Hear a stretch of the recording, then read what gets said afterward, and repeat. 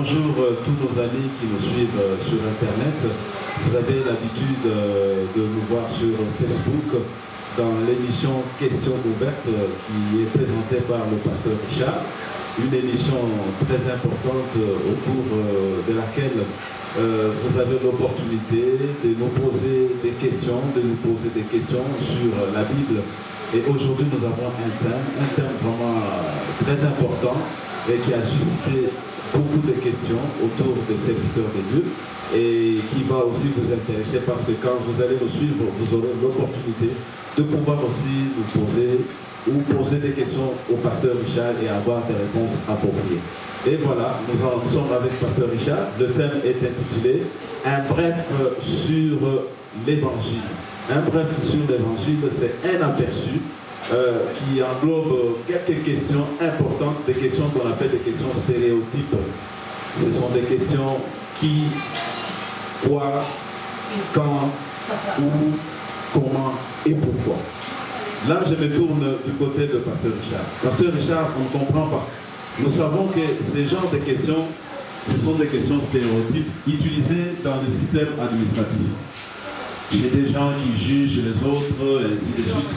Mais nous voyons que vous avez ramené ces questions au sein de la Bible. Qu'est-ce qui vous a poussé à le faire? Vraiment, puisque nous avons des questions sur la Bible, nous avons d'abord la Bible, vous allez surtout dans l'émission pour découvrir notre Bible. Avant, si quand vous venez à poser des questions pour l'accueillir, pour le question de Paul, un bref sur l'évangile, nous avons la question, si question, il a dit, style journalistique. Le Paul, pasteur de ça, il m'a montré, nous allons apprendre un peu de la communication. En communication, tu vas apprendre ça aux journalistes, dans la cabine, avant, après l'information, à se poser la question. La question, on a dit ça, qui est monté à tout l'anda, à comprendre vraiment, à se situer. Question le Paul, qui a fait quoi, où, quand, comment et pourquoi. Et la question est pour permettre que le moteur de l'anda aille se situer, à comprendre qu'il s'agit de qui, il a fait quoi, c'était où, quand, et c'était comment, et c'est là pourquoi. Et c'est pourquoi aujourd'hui je suis contenté que nous soyons une breveté sur la parole de Dieu, une breveté sur la Bible, un bref sur l'évangile. Pour démontrer dans les bancs en général ce qu'il faut en bref sur la parole de Dieu, sur la Bible, sur l'évangile de Christ. Ok, merci beaucoup. Si j'ai bien compris, vous voulez nous dire en bref qui a fait l'évangile, comment il l'a fait, où, quand, et pourquoi et comment. C'est autour de ça que nous allons pouvoir donc mijoter des questions aujourd'hui. J'espère que vous allez pouvoir répondre. La foule qui est nombreuse au niveau des États-Unis, qui va vous suivre sur Facebook, au niveau de Canada, de France et tout parce qu'il y aura des questions qui vont pleuvoir sérieusement en fait. Oui, vraiment, pour vous répondre à la question, qui a fait l'évangile et il a fait pour qui a fait quoi? C'est qui d'abord qui est Dieu qui a fait son évangile et qui a fait quoi? Et où, c'était où, quand, et comment et pourquoi. Pourquoi on a Facebook, pour la prédication. Maintenant, ici c'est les questions, selon la question que vous posez, là on va découvrir la question pour lire là, selon entendement, on a bien entendu la question, il faut pour la horizon, il y a entendement, il y a la sur la musique, on a la question pour se poser, le point vous avez, on a payé de vous poser des questions, et pour permettre de vous faire, on se fait aucune question dans vos limites, on fait déjà à partir de Facebook, à partir de il y a une émission, il y a Internet, pour que ça fait pour un message pour répondre à votre. Ok, sur ce plateau, nous pouvons déjà commencer. La question déjà pour la proposer par le pasteur Richard sur le thème d'aujourd'hui.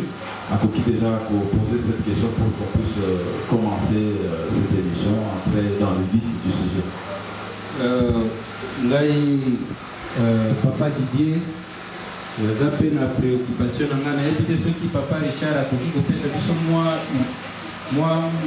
qui a thème yango pour tous sur les sabbats pour baza pour la moi bamoke bien résumé alobeli nini na kati wana pote bakobongisa bituna na biso. Ok, voilà, derrière papa, le but de la professeur, mon conclusion sur la prédication, et de qui un bref sur l'évangile, et il y a 6 questions qui se posées. Qui a fait quoi? Il s'agit de qui? Il s'agit d'un Dieu, un Dieu omniscient, omnipotent, un Dieu miséricordieux, un Dieu de bonté, un Dieu d'amour. Ce Dieu-là a fait quoi? Il a créé le ciel et la terre. Il a créé l'homme à son image. Et quand il est arrivé que l'homme a transgressé loi naïe, Zambé a moniqué, il fallait à Koufa, mais Dieu a fait quelque chose, il est descendu lui-même pour sauver l'homme. Et après, c'était où? C'était en Israël, précisément en Judée, dans le village à Bethléem. Où il y a Botamaki, quand on a tout ce et c'était à l'an 0, selon par homme des sciences, c'était dans l'an -3 ou bien -4. Et après, tu veux comment, c'était à travers la Vierge, était enceinte par la grâce du Saint-Esprit, que Yesu a Botamaki, à Bokawana, et cette Vierge était la femme. Était la proposante de Messie Joseph pour la famille à David. Et pourquoi il était venu pour sauver l'humanité. Il était venu pour que l'humanité soit sauvée par la grâce et pour être sauvé, il faut seulement avoir la foi à son œuvre. C'était ça après. Bravo, pasteur, parce que moi je vois que j'ai presque compté, ça fait 1 minute et 30 secondes. C'était vraiment bref. Mais l'évangile est trop large, tellement large que toi tu l'as résumé rien qu'en 1 minute et 30 secondes. Bravo, mais quand même, ça va susciter un grand nombre de questions. Qui? Vous avez dit qui? C'est les dieux tout-puissants. Lui, il s'est assis, il est l'omnipotent, l'omniscient. Il commence à faire des choses, et les choses qu'il a faites, nous avons comme l'impression que ça n'a pas marché. Et pendant qu'il l'a fait, voilà, Satan vient perturber tout son plan.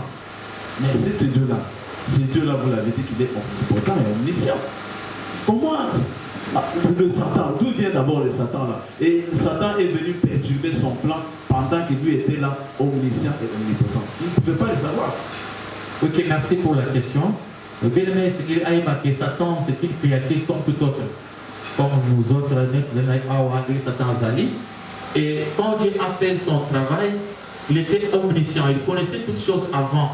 C'est pourquoi il est écrit dans l'évangile, c'est dans les épîtres de l'apôtre Paul.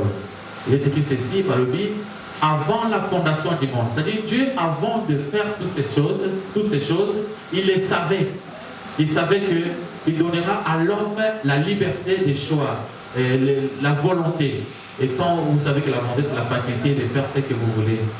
Alors, c'est pour cela que l'homme, comme Dieu savait que l'homme aura la volonté, c'est pourquoi nous avons passé que tout le monde a la volonté, et il fallait que Dieu se masse à trouver une solution pour que ceux qui ont coupé ça à la sauver. C'est déjà prévu avant la fondation du monde, et c'était démontré dans l'an 0 pour seulement que Batouba. Mais c'était quelque chose que Dieu avait déjà fait. Et le plan a été perturbé vraiment parce qu'il le savait. Il avait déjà prévu tout le mécanisme pour que tant que Satan a koya, tant que Satan a contesté l'amour de l'homme. Il savait que mon tuteur a koya. Comment parce que mon tuteur avait déjà mon côté. Il a eu quand même du temps avant de tomber. Et avant de demander à mon ensemble. C'est pourquoi Dieu avait prévu que mon tuteur a koya et a arrangé ensemble. C'est pourquoi notre Dieu c'est un Dieu a réparé, au bout que vous n'avez pas de problème, pour bénir ça, pour réparer. C'est ça, en quelque sorte. Ok, une question en amène une autre. Pasteur, vous avez bien dit que c'est Dieu l'omnipotent, l'omniscient. Mais aujourd'hui, il y a des endroits où les gens pensent que ce n'est pas ces dieux-là. Il y a d'autres dieux qui citent, même pas citer d'autres dieux, mais ils font allusion à d'autres grands pasteurs, d'autres grands prophètes, des prophètes des nations interplanétaires, des choses comme ça. On commence à croire en ces prophètes-là, que ce sont eux sont venus libérer, faire toutes choses. Mais vous, vous dites ici, en posant la question qui vous faites allusion à Dieu. Est-ce que vous pouvez nous éclaircir un peu là-dessus correctement? Il faut comprendre vraiment que l'évangile est une œuvre. Nous avons beaucoup à cette œuvre. Et pour nous qui dans l'Apocalypse, nous allons poser une question qui peut descendre pour sauver l'homme? Il n'y avait personne. Et l'homme est sauvé par Dieu lui-même. Dieu est d'amour, il a accepté d'aller payer, de donner des rançons, de la payer, payer la souffrance, la douleur, la place à mon tour. Alors, nous avons les arbres concernés mon côté, et tous les évangélistes, les pasteurs, les prophètes, ils sont que des travailleurs, des porteurs des messages. Quel message? Ces messages de la bonne nouvelle. Alors, ceux qui, un pasteur a ses prétendants de prendre le pour sauver ou bien pour délivrer, c'est un menteur. Parce qu'il cherche à s'approprier la place de Dieu. Alors on a vu qui, il a fait quoi? Il est descendu lui-même. Il a donné sa vie, il a dit tout est accompli à la croix. Il a tout fait. Donc pourquoi nous avons notre mission, c'est seulement d'évangéliser, de démontrer à tout le monde que non, Dieu a fait un grand travail. Ok, beaucoup à travail on a proposé à l'obligo. Quand on va dire qu'à Makaboya, on a un pasteur, on a un professeur, on a vite, on a tout ce qu'il y a non, il n'y a qu'un seul Dieu, où il est capable de faire un serviteur. Vous avez la mission, pour Jésus-Christ. Parce qu'il dit sur lui, tout est possible à celui qui croit. Il croit seulement. Et c'est un peu de croire. Ce n'est pas par les œuvres, c'est par la grâce au moyen de la foi. Croire seulement, tout est possible à celui qui croit. Ok. Merci, Pasteur Richard Nawe Utikolopa. Nangolao, Namoni, Yango Penza, Makasi Mingi. Yamonga Pena Yuki, Pusingaina, Tunana Nomotuna Mokoawa. Awa Tamonyoso, Levi.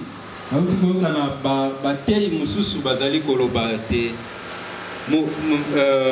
Satan ayaka na vie ya moto pona ko égorger, pona ko détruire, pona ko yiba.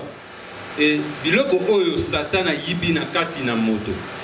Po moto wana azwa délivrance, po moto wana azonga na nzela ya malamu. Sengi na moto wana akende koluka délivrance. Et délivrance na esengi nini? Akende pa ya mosali na Nzambe po azwa délivrance wana. Bon, awa nga na yoki okoloba ete Nzambe ase asali nyonso. Bon, oyo basali na Nzambe bazali bongo kosala ke akei po moto akoyi na mbeba alungola ye na mikakatano, alungola ye na balien, alungola ye na balien tozotala ya bapauvreté, ya bamari de nuit. Bon, à part wana ba ministère mususu pe salemi bazosalaka uniquement délivrance. Bon, koyokana oyo lobi ndenge nini tokoki kobalisa yango, ndenge tokoki kobalisa délivrance wana bato bazali kosala na oyo yo lobi oyo ya Nzambe ya sasali nyonso. Nzambe apambola yo, verset olobi wana eza na mokambi ya Jean chapitre 10 verset 10. Alors dit Satan vient que pour égorger, voler et tuer.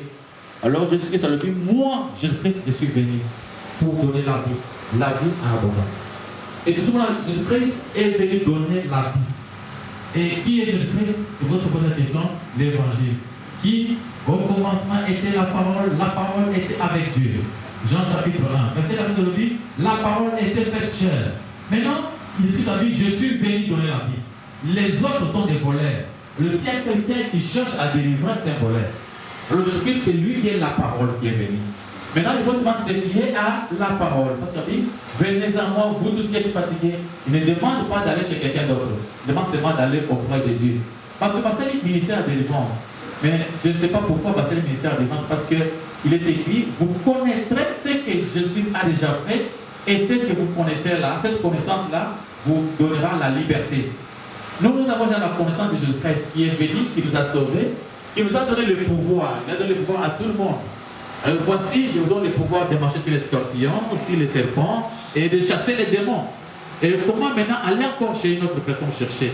Je vous dis, mon frère, c'est le genre, mon frère, que tous ceux qui font cela, ce sont des véritables voleurs. Et Jésus-Christ a dit que le voleur vient pour voler, égorger et tuer. Parce qu'il n'y a pas de après,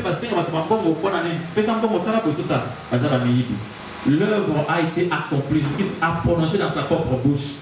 Tout est accompli. Abi tout est accompli. Mamosala nyonso esami na ikulusu Yesu akokisi yango alobi tout est accompli. C'est dans le livre de Marc chapitre verset échappé là. Abi tout est accompli. Alors inutile maintenant de bouquer pas mal. Parce que d'abord on a entendu à Marc chapitre 9 verset 23. Yesu alobi maintenant tout est possible seulement à celui qui peut croire. Tout est possible. Ok, ce qu'on a marqué dans le chapitre 5, verset 37, ne crains pas. Tu as des problèmes, ne crains pas. Tu peux seulement croire à la parole de Dieu. Cette parole est évangélisée des fois dans la radio, dans la télévision. Il y a la Bible. Mon frère, mon tour, on a beaucoup de musique. Attends, la Bible, la Bible. Donc c'est faux. Il faut qu'à ce mon tour, après ça y est, non? Mon tour dans la Bible, seulement, il lit la Bible parce qu'il est écrit dans le livre de Apocalypse chapitre 1, à partir de verset 3. Et c'est ce qu'il lit. Donc, ce que tu as la Bible, c'est fini. Alors, c'est pourquoi ils ont inutile que ne pas mon corps avec sa vie, ils ont peine perdue. Ok, vraiment, je crois que là, satisfait la réponse à votre question. Président a bien aimé, M. Frère Timothée, ça fait la préoccupation, vous avez la parole. Merci beaucoup pour la parole. Je me nomme Frère Timothée Kabea. Merci beaucoup. Voici ma question parce que je voudrais savoir, par rapport à la question de qui, on s'est aperçu par rapport à votre intervention que c'est Dieu lui-même qui est au centre de l'évangile. C'est lui l'artisan de l'évangile. Il a tout accompli, comme vous venez de nous lire ces passages bibliques-là, il a tout fait pour notre salut. Il est l'acteur, l'auteur, tout ça, le principal, c'est lui. Mais je voudrais savoir maintenant alors, que reste-t-il aux hommes de Dieu? Quelle est la part des hommes de Dieu, n'est-ce pas, dans l'édification de cet évangile? Ou encore, quel reste-t-il à faire pour l'évangile de Dieu, que Dieu lui-même a, bien entendu, il a fait pour notre salut? C'est ça ma question. Merci, bien-aimé Timothée, parce que votre question est ainsi bien vraiment que ça va pas vraiment la question là, nous devons comprendre la mission là-bas. La part de Dieu, c'est ce que je viens de faire. C'est ça la part du serviteur de Dieu. C'est notre part. De démontrer au peuple de Dieu ce qui a été fait par qui, c'était comment, quand, pourquoi. Maintenant, nous devons démontrer cela aux enfants de Dieu. Les enfants de Dieu, pas y remarquer, il y a un Dieu qui a fait quoi? Il a créé le ciel et la terre, il est descendu sur la terre pour nous sauver. Ou, il a montré l'endroit, c'était en Israël, où il s'est attaqué à Colonaïa, à Tambola Kapotamaki, quand ils ont dit pour la bouille, pour que les aliments pour m'assapouter, les aliments pour réel. Comment? Peut-être ça va mener ça pourquoi? Pour nous sauver. Alors c'est ça l'œuvre des hommes de Dieu. C'est pourquoi il est écrit dans le livre de Marc chapitre 16. Alors, puis, allez partout prêcher l'évangile. C'est ça, c'est que nous prêchons l'évangile. Démontrer maintenant au peuple de Dieu ce qui a été fait. Par qui? Qui a fait cela? C'est Jésus-Christ. Pas nous. C'est pourquoi l'apôtre Paul disait, nous ne prêchons pas nous-mêmes, mais nous prêchons Jésus-Christ crucifié, qui est une puissance. Alors, il faut démontrer aux gens un Jésus qui a été crucifié à cause de leurs péchés. Alors, ceux qui vont comprendre Jésus, alors les hommes de Dieu, parce dans la mission, il y a pour évangéliser, pour ce qui a été fait par Dieu. C'était quand, comment, pourquoi, et pour comprendre, il n'y a pas. Alors tout le monde, peut-être ça va tout les alliés, ou bien tout délivrer, parce que Bisso va trouver la carte. Tout ça va avoir problème, non, tout comment qui m'était. Le situation où on a passé un peu de miracle, on va faire un peu de temps, traverser, par la Nabutu, par la solution, on va faire un peu de parce que même Satan, le diable, a trop de problèmes. Si vous avez entendu un verset, on dit que Satan peut avoir un zala, Azala peut avoir un peu de l'eau. Et ça, après, ça n'a rien. Alors, comment que Dieu mon cœur qui se oppose, ni nous conseille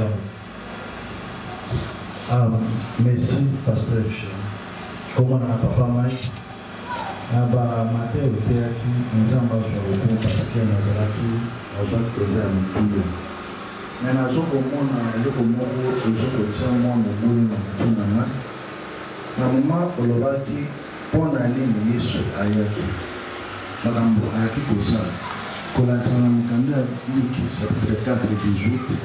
olobi ayaki mpona kokambola biso mpona koprogramme ane ya liberté mpona kofungola miso bato bakangama mais soki totali mosala wana nyonso tu yesu asalaki na ngomba ya golgota na bandisi te ke biso lelo bakristu tozala susu ndenge tozali mais ya soki tozokozwa na kondima mais ebele lelo basala nzambe lokola yo bazokoteya baza kolongola bato na vision oyo ya jésus christ mpo tondimela susu yesu bamoni yesu lisusu te bango ozomona bamangombe ebele lelo bakomi kolata babrasle bakomi komba paster na bango mosusu azozwa foto ya paster atie na kingo batala susu komba yesu te lobi na kutu na bami kolanda témoignage moko na tv moto azolobaki wi azwaki mabele esika paster na bango anyataki azwaki na pakolo na libumbu apres aboti mwana siko eza rapport nini na makambo wana na mosala oyo yesu asalaki aye kosala mpona biso. Vraiment, merci vraiment, Papa Mike. Aujourd'hui, on réponse c'est que les faux prophètes et les faux pasteurs, pour ça, il y a beaucoup de la foi. Parce que ça va remplir, parce qu'il y a 100 fois. Sauf que dans le Jean 19, verset 30, ils ont dit tout est accompli. J'ai tout fait. Dans ici mission pour que mon habite. Dans Jean 3, c'est dans le but, et quiconque croit sera sauvé. Alors, pour nous épargner le jugement, Jésus a dit tout est accompli.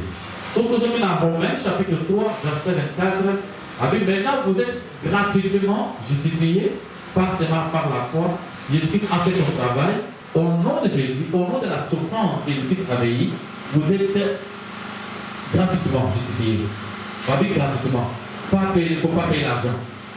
Aujourd'hui, dans Ephésiens chapitre 2, verset 8 à 9, il dit, ce n'est pas par les œuvres de quelqu'un. Oh, pasteur, on a vu ça, alors ils allaient aider, et ils savent que nous allons le bâtir là dans ça. Pour attendre dans ça, il y a pas de chose. Puis ça, tu peux pas dans ça.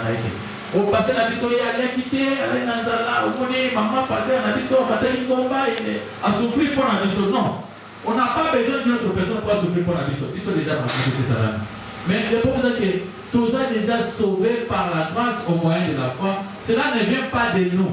Ça ne vient pas d'un homme, mais ça vient de Dieu, pour que personne ne se glorifie. Alors pourquoi vous ne pouvez pas passer par dans notre coin? Vous n'êtes pas pasteur, vous n'êtes pas prophète. Pourquoi vous ne passer dans notre ils avaient peine perdue? C'est pourquoi mon frère, ils avaient dit que par tout le monde comprendre. Ma faux pasteur, ils faut prêcher, ils faut combattre la foi. Ils faut combattre la idolâtrie. Romains chapitre 1, à partir de verset 15 à 25, il bâtit pour adorer le vrai Dieu, pour adorer Bilo ou Moussous. Attends, parce que ça va faire des miracles. Tout le monde a Acte chapitre 3, verset 6 à 13, parce que tout le monde va faire des miracles, mais va beau y gloire. Mais ceux qui nous donnent gloire, il va dire, Azali Moutou, des mots à Tibi, où ça veut dire qu'il attend dans son cas, par rapport au prophète Baboya. Parce que la mission, comment ravir la foi des gens. Parce que, au bout de l'Imoutou, Atikali Pamba. C'est par la foi, avec croix seulement, tout est pour celui du croix, mais par contre, on combattre ce qu'on appelle la foi. Yesu, nous avons appambulé. Nous avons mis un sous oh, ils ont concerné ici qu'à Yesu Ayaki. Les autres personnes à moi, nous voulons qu'on a attribué bateau. Par tout ce que nous avons dit, Yesu Ayaki.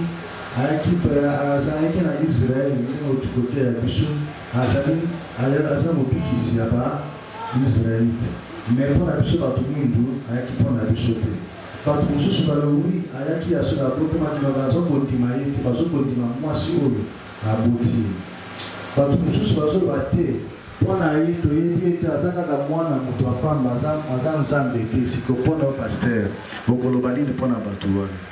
Vraiment, Zambé à Koumama. Puis pourquoi il faut tenir Jésus-Christ? Parce que d'abord, ce que nous avons une histoire. Donc, l'histoire est allée, même pas. Pourquoi nous avons des gens? Pourquoi? Parce que Bango, Baza, Bazo, prouvé ma campo. Et pourquoi Bazo a une référence dans le livre, il y a une géographie, il y a une histoire, il y a avant Jésus-Christ, bien après Jésus-Christ. Ce qui nous prouve que Israël, les équipes, beaucoup moqué. Ils ont dit que mon était le coup là-bas, États-Unis, mais Jésus-Christ a monté en boka moké wana ou ya botamaki. Elle a accepté pour le bas comme référence et avant Jésus ou bien après Jésus-Christ. Et donc ils avaient fait beaucoup réel ou beaucoup douté. Et cette dame Azalaki utilisait seulement pour l'arrivée de notre Dieu. Azalaki fait maman a été parce que Jésus a bien une femme. Moi si. Donc ils ont benabiso Yesu Azana papa et Azana maman. Donc ayaki na mokili apreferaki akela mwasi wana pour akota lokola isika moko kwa abima. Donc ce n'était pas que mwasi wana azali nzambe bato bana ko adorer, ils allaient grave. Mais ouais baza ko adorer, ils allaient esprit moko ya démon. Ils ont mwasi wana te. Ils allaient moko ya démon, ils ont partout, ils ont partout quelque part. Le vrai mari oya bota Jésus-Christ yé pesa batira ko adorer te dit par père yebana te. Mais aujourd'hui, on a des par esprit de mort et bibi partout. Et je là, ta combo, on a pour la moussala mango. Dès que nous avons que Yesu, Azam Mondelete. Donc comprendre que Jésus-Christ, de l'eau c'est prouvé, noir, si blanc, qui est dans le monde entier. Jésus-Christ, Azalinique, histoire naïe, pesa, ils allaient incontestable. Merci mingi, Papa Richard na Bianonayo, kasi Oyoka Yangweza Penza Makasi mingi. Kalambala ya sima tozalaki awa na plateau na biso tilelo tozwaki kimia te ntango tozotambola bandeko bazoyebisa biso babiko yebisela biso Papa Richard kasi sika tosala mpe boni na ngonga oyo otalisi paster olobi paster oyo aza kosala makambo ya ndenge wana badelivrance wana ya kosenga bato bambongo azali moyibi kasi bato wana bayebisi biso balobi me kasi tozomona mpe loboko tozomona bikamo yango kosala nga nazalaki ekomba nazwi mwana moto ya motindo oyo nga nasala boni mpo namoni bikamo yango namoni ye ndenge asambeli mpo na nga nazwi mwana osikoyo naboya ye mpo na ndenge yo lobi ke baza miyibi tosala mpe boni yambi mituna wana mpa bandeko ebele nayebi te Papa Richard akoyebisa bandeko nini na plateau na biso ya lelo. Vraiment Nzambe apamwe bien na biso mpona motuna ndeko okeba na makambo moko masolo ya moto azobeta masolo ya bakoko na kati ya makambo masolo ya bakoko na ye yo mpe ondimi ke makambo wana esali solo bato bazoba makambo bilobaloba azalaki na problème moko ezalaki te miracle moko mpe ezalaki te bato bazoba bilobaloba de toutes les façons Yesu alobi bafo bakoya bakosala baprodige na miracle au point de séduire s'il était possible même les élites ceux qui m'ont dit ça pour ça un miracle mingi on a séduit pas doit un miracle mais bato mingi bazo pesa maté oh na kedeki na zui photo na tie papa na mukongo na kena boti azo kosa so tay mutu wana azaki peta na première photo wana te azaki peta poma kobota te ils ont dit ma solo qu'est-ce qui te prouve que mutu wana c'est vrai papa wana ya bana kobota te akena na hôpital papa so mikanda hôpital les gens disent des choses. On a dit na ndako boje bi moto moko azaki na ndako anakati ya pona yasu ba musa ekete bibi musa ekete do papa c'est qui peut prouver que musa ekete na ekete na pona. Donc ils ont des choses, des histoires, il faut faire attention. Ils ont une histoire par vrai miracle ils ont pas en ensemble. Oh ils ont des miracles mensongers. Oh ils feront des prodiges et des miracles mensongers. Il y a le quota. Alors on a des miracles pendant un temps. La base qui est dans mon kilomètre, c'est un bébé, un magicien. Ici, sable, comme il va me casser, comme ça, un bongo. Et le on se passe ça aux animaux, le picote à l'ouest, quand tu as au coup du monde, tu as le viande. Alors, tout le monde est un miracle. Pour la Colandago, alors ceux qui m'ont dit, ah, vous êtes un Jésus-Christ, il est venu pour sauver, donner la vie éternelle. C'est comme d'abord pour l'homme, c'est chercher d'abord Dieu, les royaumes des cieux. Parce que au Kabiloko, parce que calculer à Jean, il y a Matthieu chapitre 6, c'est basé par païen. Matthieu 6 à partir de 31. Avec le païen, il cherche les voyages, les choses à manger. Nous, on n'est pas là pour ça. Nous, on est vraiment pour le royaume des cieux. C'est pourquoi le royaume des cieux, c'est accepter l'œuvre qui a été faite par Jésus-Christ. Comment vous avez dit que Moussala soit sali? C'est l'idolâtrie. Jésus-Christ a fait un travail, tu vois ce que Jésus-Christ a fait, tu refuses ce que Jésus-Christ a fait. Jésus a dit que j'ai fait. Toi, tu dis non, je ne crois pas ce que toi tu as fait. Je veux que Yé fait à ça là. Vous refusez ce que Jésus-Christ a fait. Parce que pour mourir Jésus-Christ, c'est-à-dire que tu es un idolâtre. Tu veux seulement voir l'homme, palper l'homme aussi par son tout. nous sommes des croyants. Nous croyons à ce qu'on ne peut pas voir. Dieu est invisible. Ce qu'il adore en esprit et en vérité. Donc, il y a un témoignage, il y a un menteur, dans le côté, il y a un témoignage, il y a un donc, il y a un témoignage.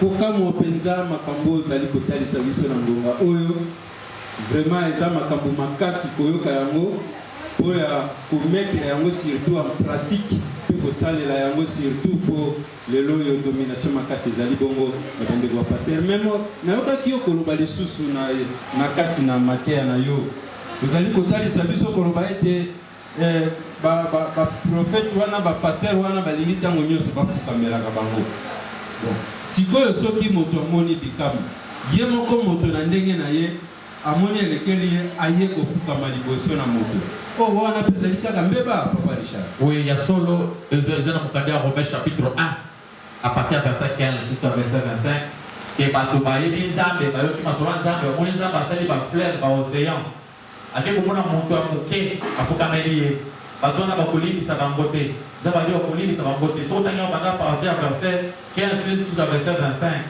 ils ont changé la vérité de Dieu en mensonge pour adorer les créatures à la place des créateurs. Alors, Badouana, vraiment, ça va monter, ça passe. Pourquoi? Parce que moi, dans Actes chapitre 10, verset 25 à 26, le grand prêtre tel que Pierre, pendant qu'il va monter l'évangile dans le monde entier, les gens connaissent Pierre, le comme étant le disciple de Jésus-Christ, comme apôtre.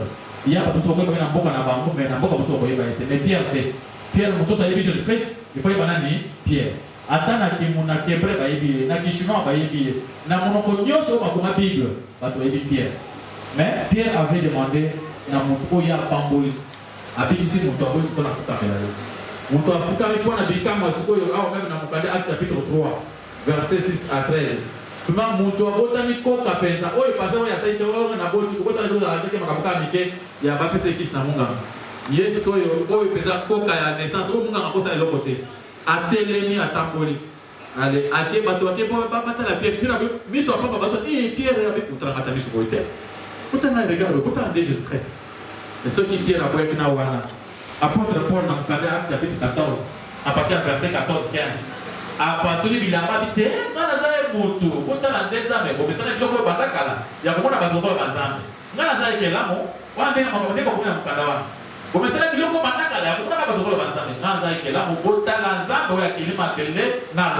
c'est-à-dire, il voulait nous prouver que je ne peux pas créer la terre et les cieux. Donc, c'est pas quand on a monté mon toit qui vient beaucoup plus ensemble. Comme il y a quelqu'un qui m'a c'est pourquoi on l'est, ça va toi la terre. Il y a beaucoup de passer à la vie vraiment pour lui, ça va parce que il y a quand on prend la terre, le beaucoup de précis, au Fukami. Bon, on a bakeli là, dans l'océan, au Fukami, il était. Vous avez trouvé ma casse dans ça. Vraiment, pour nous bâtir Moussou, on a eu le pays comme Bogumba Mela. Papa Richard, tout le monde a capé le sous Batubaye va imposer le beau qu'on a bango le Babigo a commis Moussali Nanzambe, pas comme Moussali Nanzambe à solo, Aya Fukama Awa, tout bon de la Pona et pour y peur, si on est comme à l'Okola et Bissot. Bon, na Oyowana, tout le monde a Bakaya, Pasteur, va imposer ma bogo, faut pas toi n'a pas Fukama.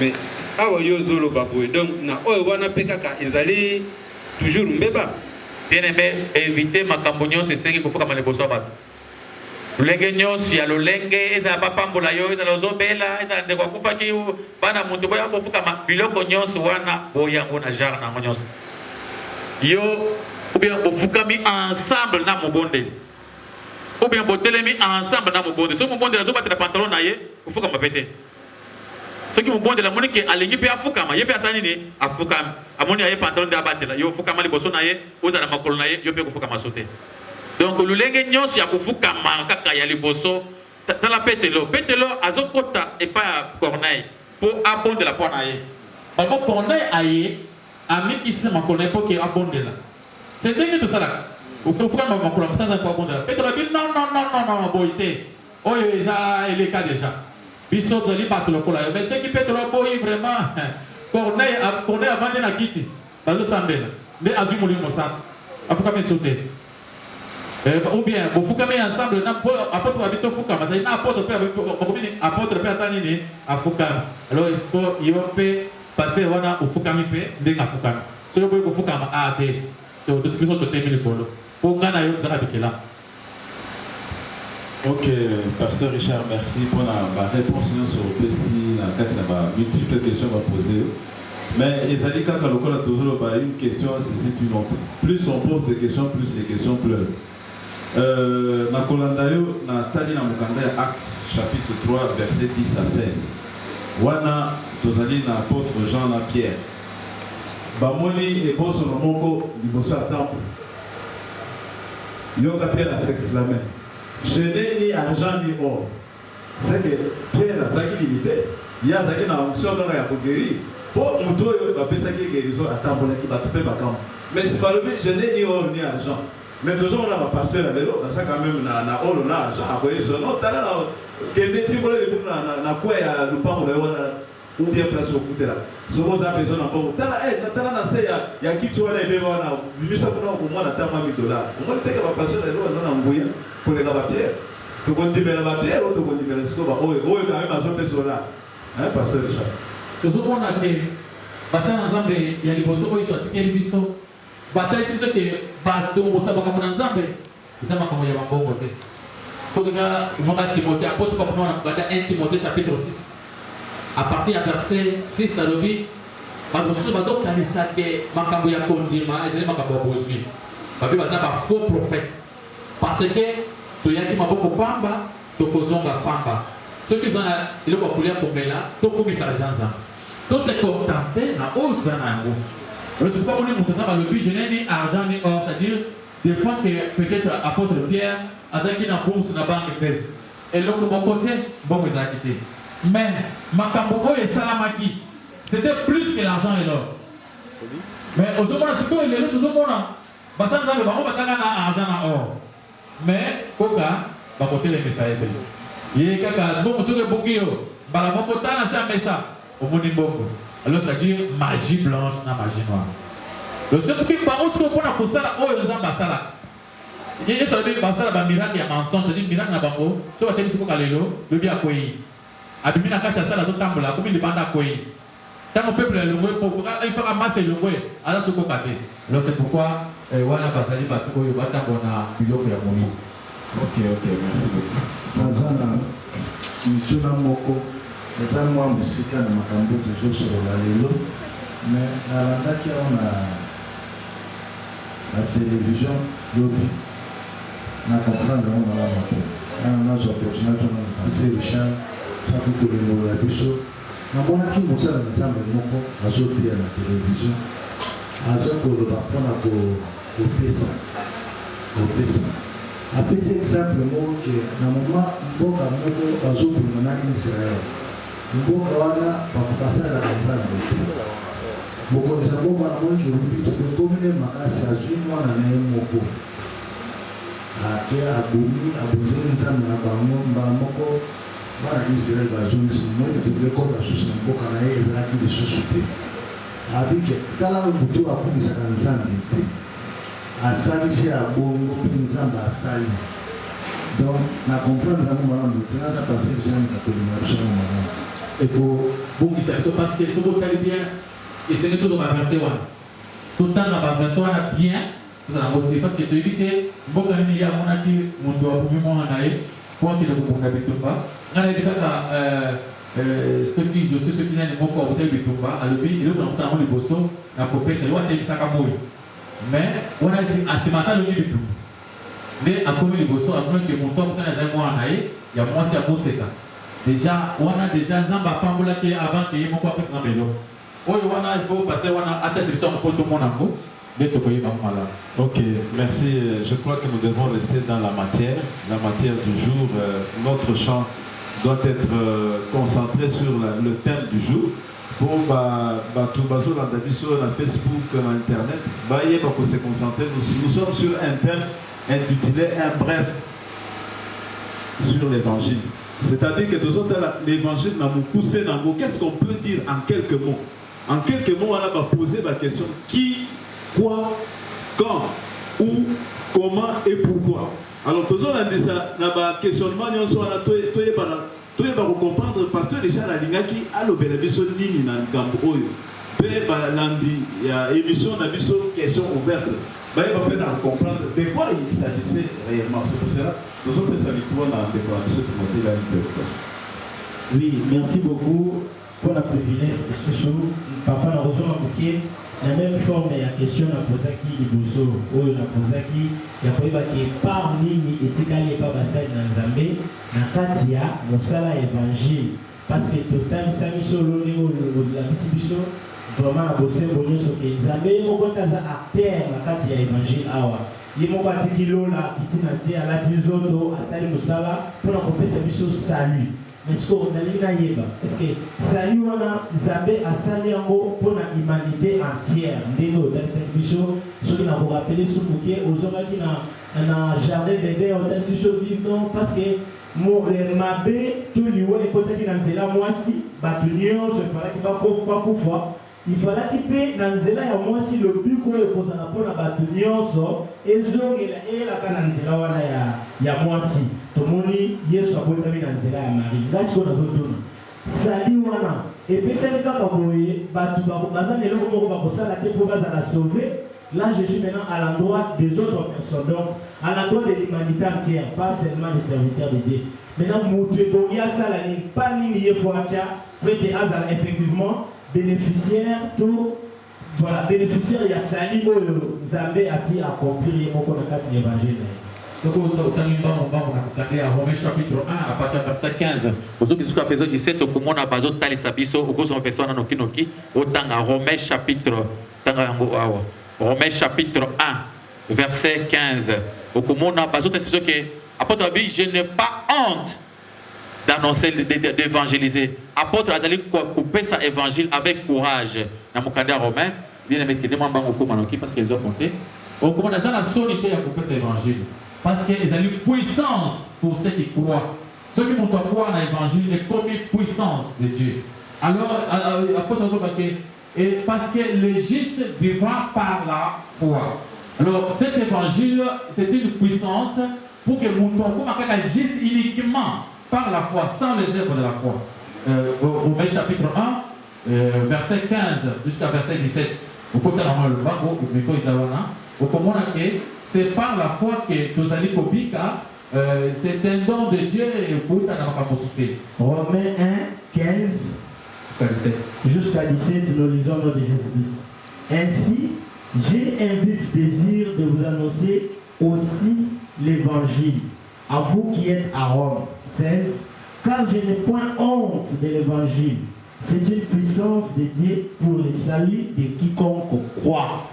Des Juifs premièrement, puis du grec, parce qu'en lui est révélée la justice de Dieu par la foi, et pour la foi, selon qu'il est écrit, le juste vivra par la foi. Ok, va le vivre par la foi, et pour la foi, selon qu'il est écrit, les justes, mon frère, ma soeur, dans la vie, c'est seulement par la foi. On peut s'en faire en terre. On peut s'en faire terre, aux hommes, quand par la foi. Donc sans la foi, je sais que sur le but, tout est possible, c'est-à-dire qu'il croit seulement tu verras la gloire de Dieu. C'est encore une question à part parce que nous autres déjà. Nalombango penza tozo tuna motuna oyo ezopesa biso pe mwa mikakatano toyoki yo koloba na kati na teme na biso tango nyonso na motuna oyo ezali ya nani ki mais ki wana tozomona ozotangela biso pe Jésus mais tomoni na ngambo mosusu bato koloba ke Jésus wana tozoloba eza divinité wana eza trinitaire banzambe misatu o tantôt nzambe moko kusikoyo ndenge nini tokokosala po surtout mpona bato oyo bazokokanisa ke na motuna wana ki bato bazomona nzambe misatu bao bazomona nzambe moko eyano nini tokokopesa bango. Oui, on va comprendre facilement que ce n'est pas compliqué. Dès qu'on ne peut pas comprendre Dieu dans la grandeur naïve, il est écrit qu'au commencement était la parole. Et la parole était, avec Dieu, la parole aussi était aussi Dieu. Ça, je ne saurais pas comment expliquer. Parce que je sais que la parole était Dieu. Et je vois dans le verset 14, la parole était faite chair. On a contemplé sa gloire comme la gloire du Fils unique venu du Père. Tout le monde comprend que la parole Nzambe, il a dit ça, il a dit ça, Tout ce qui ont été Colossiens chapitre 2, verset 9, lobby, n'a qu'à en lui. Et c'est là qu'il a habité corporellement toute la plénitude de divinité. C'est-à-dire, Zambe Mobimba, n'a qu'à Yesu na sakina mokini. Alors, tout le monde dit que dans l'Ancien Testament, l'Ancien Testament va partir à Ésaïe chapitre 9, verset 5 de lobby. Azali, les conseillers, les dieux puissants, le Père éternel, le prince de la paix. Donc, je ne sais pas comment, je sais que la Trinité veut dire seulement un seul Dieu venu 3 fois. C'est ça qu'on appelle la Trinité. Un seul Dieu venu 3 fois. Parce que dans le dictionnaire biblique, pour moi, quand il ne pas la Trinité, c'est un seul qui est venu 3 fois. Mais comme ça, vous avez 3 personnes en Dieu. Ce n'est pas 3 personnes en Dieu. C'est un seul qui est venu 3 fois. Parce que Dieu est esprit. Quand Dieu reste esprit, le corps de Jésus-Christ est loin et tu es là en Zambéement. C'est pourquoi Jésus-Christ a dit celui qui m'a vu a vu le Père. C'est-à-dire Jésus-Christ, c'est lui-même le Dieu. Alors, tu vas comprendre que quand on parle des âmes, celui qui a créé toutes choses, c'est Jésus-Christ, c'est la parole. Au monde Jean le dit que c'est la parole qui a créé toutes choses. Et au commençant le dit, au commencement, Dieu créa toutes choses. C'est Dieu lui-même qui est la parole. Bien aimé, à Pambolayo, na basi que dans la souka, na zaki na kati ya terre na biso ya brève, bref sur l'évangile. Un bref sur l'évangile. Pour vous poser ma question, la question de qui, quoi, où, quand et comment. Le texte n'est pas Dieu ce qui est. Qui, il s'agit de Dieu, un Dieu qui est bon, qui est miséricordieux, où il a dit quoi, il a fait quoi? Il a créé les cieux et la terre, toutes choses, il a créé l'homme. Après, il a créé l'homme, il est descendu sur la terre pour donner la vie. Et tout le vie, où c'était en Israël. En Israël, précisément à Bethléem, village, il y a Jiba. Tout le vie, comment, et à travers la Vierge Marie, où il y a fiancé, il y a Joseph. Pourquoi? C'était pour sauver l'humanité. Il est le seul auteur qui est venu pour nous sauver. C'était ça le thème d'aujourd'hui. Je ne sais pas pourquoi ça ne peut pas passer pour clôturer. Ok, Balandi, Naviso, il y a des camions sur la Facebook, Internet, la base au CPI. Matière où ils allaient difficulté, mais ils allaient conseiller à nous à poser des questions sur qui a monté quelque part à Zoyoka de l'autre côté. Avant de se payer, la question nous posée, Pasteur Richard, fait ma réponse à Pessi, dans le il y a thème, un bref sur l'évangile. Les allaient nous tout encore stéréotypé. Qui a fait quoi, quand, où, comment et pourquoi. Je pense que Dianounion et Pessameli Mokolamoko. Et nous pouvons que vous dire merci. Si vous avez d'innombrables questions, n'hésitez pas à nous les poser sur Facebook et vous aurez aussi des réponses de manière prompte. Nous vous disons au revoir à tous. Bye, bye, bye, bye.